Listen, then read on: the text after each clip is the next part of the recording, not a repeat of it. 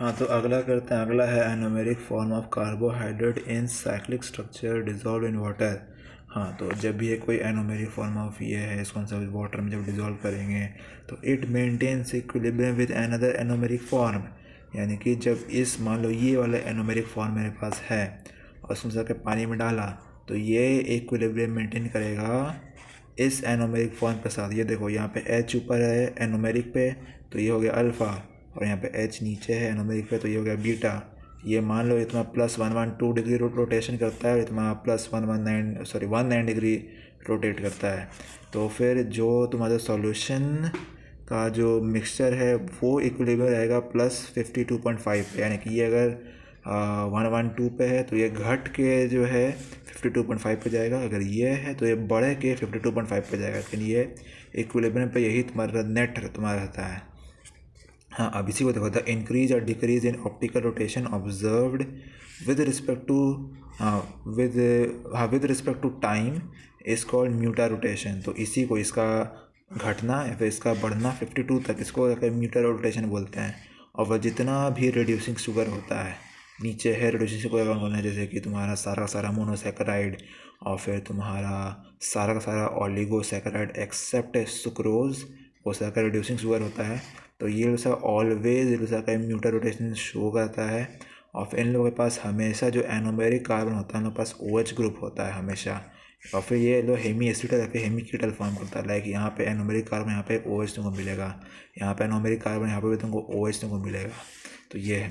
फिर नेक्स्ट यहाँ पे आते हैं। यहाँ कभी भी ऐसा पूछे कि कौन सा रिड्यूसिंग है, कौन सा रिड्यूसिंग नहीं है, कौन सा म्यूटा रोटेशन शो करेगा, कौन सा नहीं है, हमेशा एनोमेरिक कार्बन पे ये चेक करना है कि OH है कि नहीं है, हेमी एसिटल या फिर हेमी कीटल फॉर्म कर रहा है फिर नहीं कर रहा है। फिर नेक्स्ट आता है रिड्यूसिंग शुगर पे।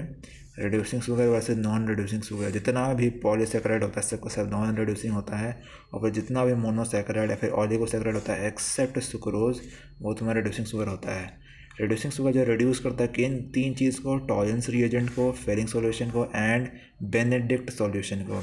और ये इन तीनों को नहीं करता। कौन को तीनों को, टॉलरेंस रिएजेंट को और क्या था बेनेडिक्ट सॉल्यूशन को और फिर तुम्हारा फिलिंग सॉल्यूशन को।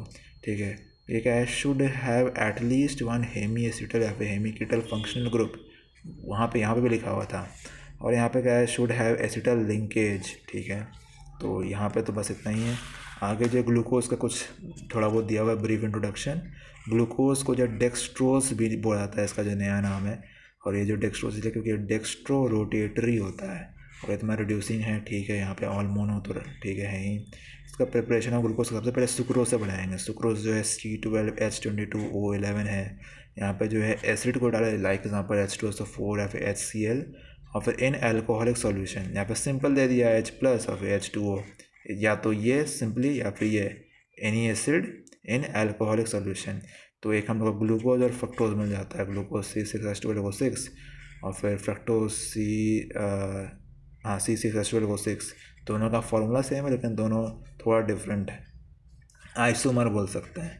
दूसरा तरीका क्या है, स्टार्च लिए। स्टार्च में उसका डायस्टोज नाम का एक एंजाइम होता है, सॉरी हाँ डायस्टेज होगा, हाँ डायस्टेज नाम का होगा। तो वह मेल्टोज बनाएगा, फिर मेल्टेज डालेंगे तो आगे ग्लूकोज बनाएगा। ये एक प्रोसेस है।